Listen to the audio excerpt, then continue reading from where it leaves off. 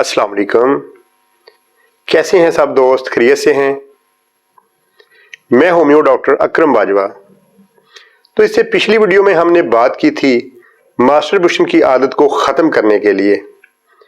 तो आज हम जानते हैं कि मास्टरबेशन की आदत से होने वाले नुकसान या इसके अलावा दूसरे तरीकों से जिन लोगों ने अपने आप को नुकसान पहुंचा लिया है, अपना बेड़ा गर्क कर लिया है, तो अब उनके इलाज के लिए हमें क्या करना चाहिए।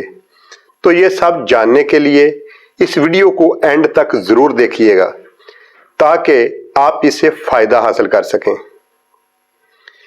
तो अब जानते हैं बचपन की गलत कार्यों के बद असरात से जिनसी फेल की खराबियां, अज़ू तनासल की कमज़ोरी, टेढ़ापन, नामर्दी, सुर्त अनजाल, जरियाने मनी, दिमागी, जिस्मानी, असाबी और जिनसी कमजोरी होना,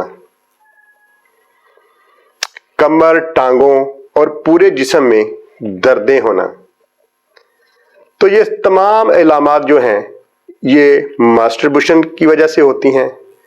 तो इसके इलाज के लिए होम्योपैथिक की सबसे कामयाब जो दवा है वो 1 ml एक ही डोज, सिंगल डोज में बफूराना।